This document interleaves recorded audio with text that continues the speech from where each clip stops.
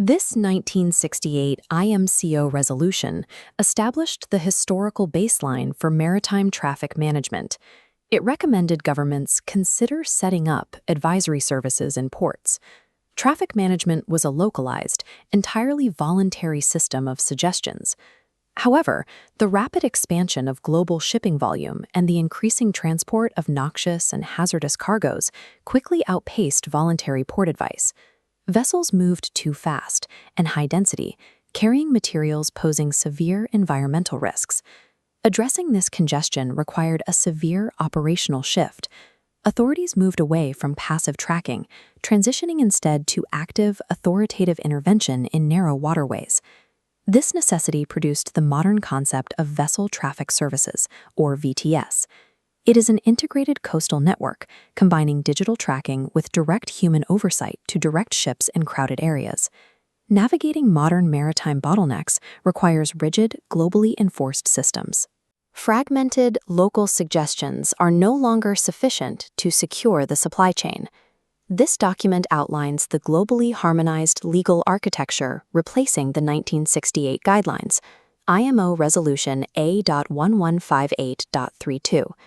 Its primary function is to legally bind technology with human accountability.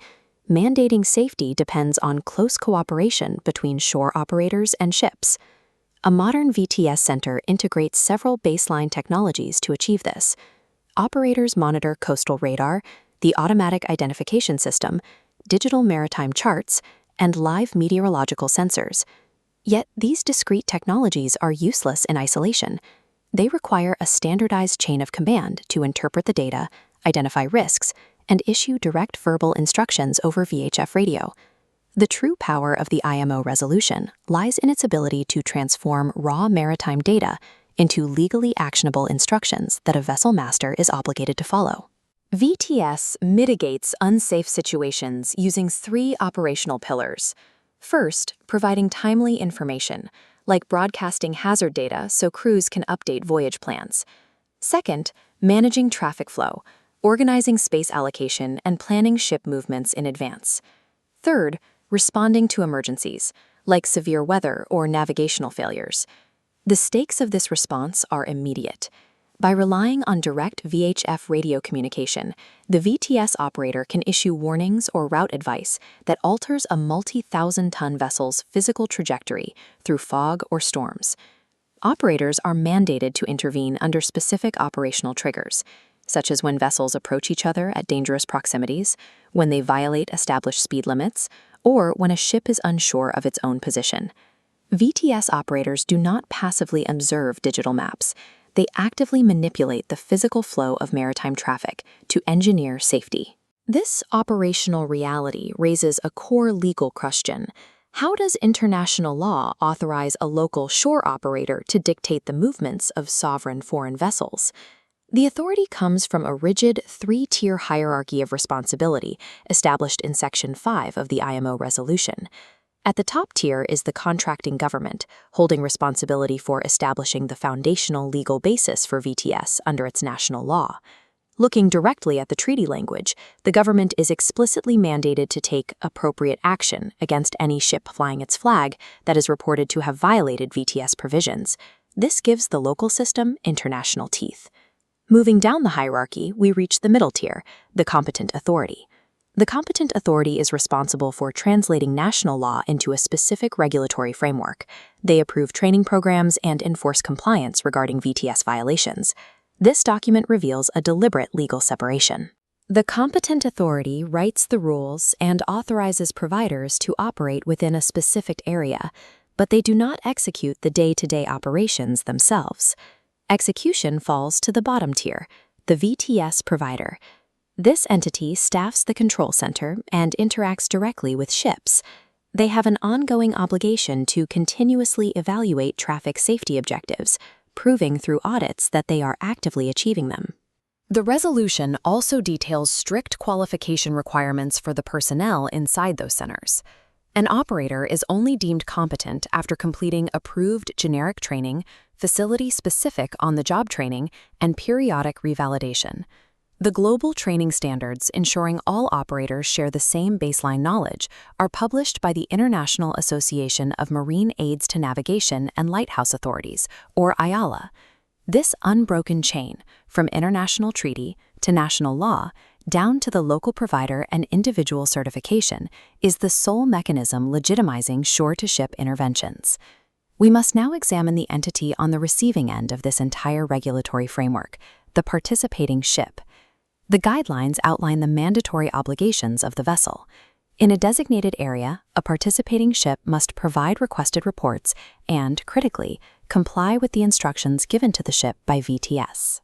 Compliance is a legal requirement, not a suggestion. This creates the core professional paradox of maritime traffic management, the immense tension between active shore oversight and absolute liability at sea. Despite the intense directives coming from the shore, the ultimate responsibility for the safe navigation of the vessel never transfers to the VTS operator. The General Principles section of the IMO guidelines establishes this absolute boundary clearly, stating, "Nothing in these guidelines changes the ultimate responsibility of the master for all aspects of the operation of the ship." Because the master holds absolute liability, there are narrow conditions under which they can legally override a direct VTS instruction. If a directive contradicts immediate physical safety or marine environment protection, the master can choose to disregard it. However, exercising this override triggers a mandatory reporting process. If a master disregards an instruction, they are required to report their actions and justify the deviation to the competent authority. This friction creates a necessary system of checks and balances. It pits macro-level shore data, like unseen traffic converging miles away, against the micro-level physical conditions experienced on the ship's bridge. A vessel traffic service operates as an advanced support matrix designed to empower onboard decision-making. It is not a remote control system for international shipping. To understand the true value of the system, we must broaden our perspective from a single, isolated control room to the interconnected global maritime network. When a vessel passes through multiple international jurisdictions, harmonized data exchange and automated reporting become critical to operational efficiency.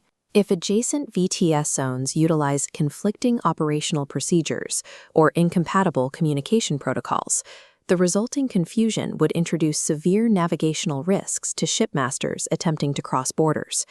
To prevent this, the resolution establishes a strict legal requirement. Where two or more governments share a common interest in an area, they must develop coordinated VTS on the basis of an agreement between them, ensuring uniform operations. This highly coordinated, legally bound global reality is a stark contrast to the fragmented, voluntary port advisory networks that characterize the 1960s. Under IMO Resolution A115832, the baseline legal structures remain identical. The parameters of authority do not change whether a ship is navigating the Straits of Malacca or transiting the English Channel. The integration of modern technology, AIS, advanced digital charting, and synthetic radar, is only as effective as the international law binding it together. Safety is no longer localized. It is derived directly from an unbroken chain of responsibility that extends from the United Nations down through national governments directly to the VTS operator monitoring the screen. Vessel traffic services succeed by merging superior technology with a rigorous, harmonized architecture of global human accountability.